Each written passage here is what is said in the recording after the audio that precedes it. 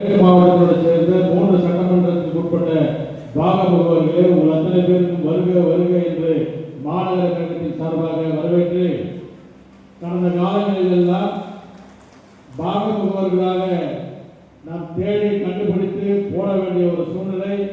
அதிலும் பார்த்தீங்கன்னா குறிப்பா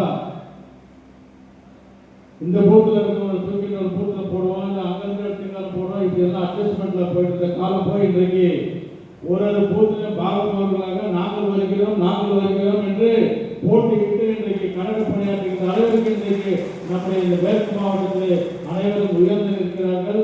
அனைவரும் கழக பணியாற்ற தைரியமாகவும் விசுவாசமாகவும் இருக்கிறார்கள் என்பதற்கு இந்த பாகமுகவர்களுடைய கூட்டம் ஒரு சான்று என்பது இந்த நேரத்தில் நான் சொல்லிக்கொள்ள கடமைப்பட்டிருக்கின்றேன்.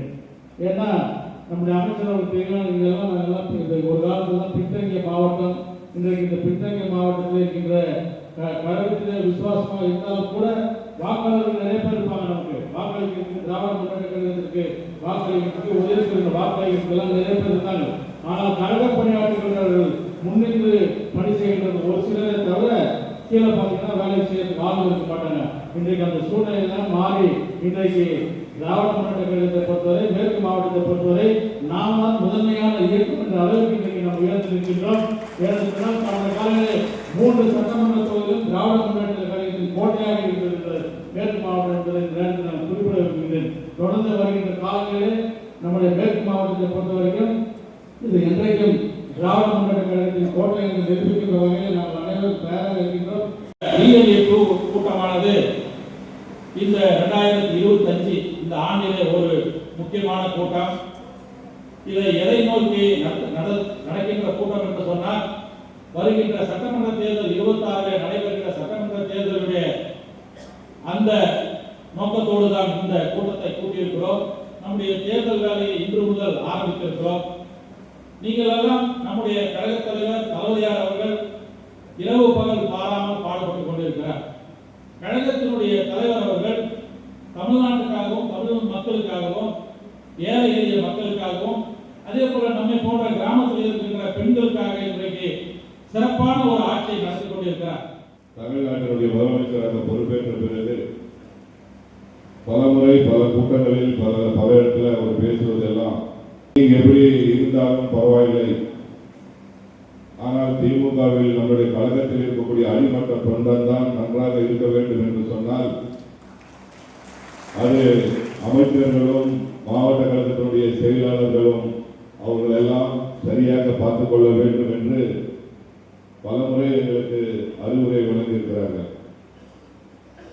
நம்மளுடைய மேயர் சொன்னது போல கடந்த காலத்தில் பார்த்தீங்கன்னா யார் PLA2 யார் PLC ஒண்ணுமே இல்லை.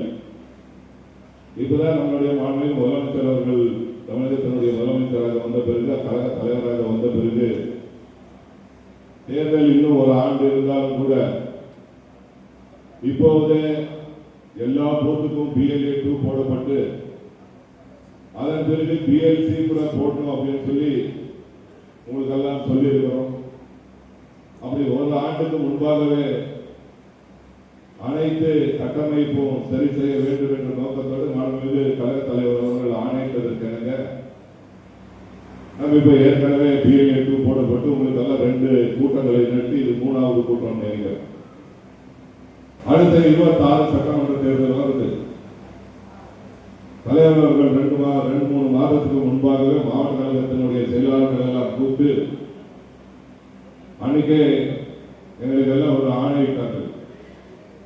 அடுத்த 2026 நடக்கக்கூடிய இந்த மகத்தான சட்டமன்ற தேர்தலில் 200 தொகுதிகளுக்கு மேல் நாம் வெற்றி பெற வேண்டும் என்று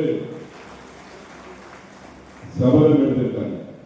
கிருஷ்ணகிரி மேற்கு மாவட்டத்துக்கு உட்பட்ட மாவட்ட செயலாளர் அவர்கள்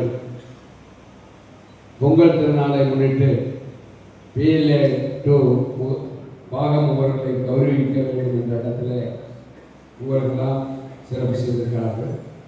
அதே மாதிரி நானும் நமது மேற்கு மாவட்டம் கிழக்கு மாவட்டத்துக்கு உட்பட்ட 2 மாவட்டத்துக்கு உட்பட்ட நிர்வாகிகளுக்கெல்லாம் நானும் உங்களுக்கு பொங்கல் பரிசு வழங்கியிருக்கிறேன் என்பதையும் இந்த நேரத்தில் நான் தெரிவிக்கிறேன். எனவே நடைபெற்ற நாடாளுமன்ற தேர்தலில் இந்தியா கூட்டணியை உருவாக்கி இந்தியா கூட்டணியிலே அங்கம் பெற்றிருக்கின்ற கட்சிகளிலே மாண்புமிகு முதலமைச்சர் தலைமையிலான கூட்டணி தான் 40க்கு 40 வெற்றி வாகை செய்யும். 100க்கு 100% வெற்றி. இதே மாதிரி வெற்றி பெற்றிருந்தால் நீங்கள் டெல்லியில் நமது அரசாங்கம் அமைந்தது.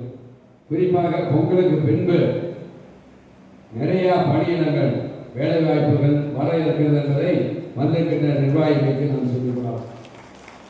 எனவே இயக்கத்தை சேர்ந்தவர்களுக்கு தகுதியின் அடிப்படையில் நான் ஏற்கனவே பல முறை சொல்லியிருக்கிறேன்.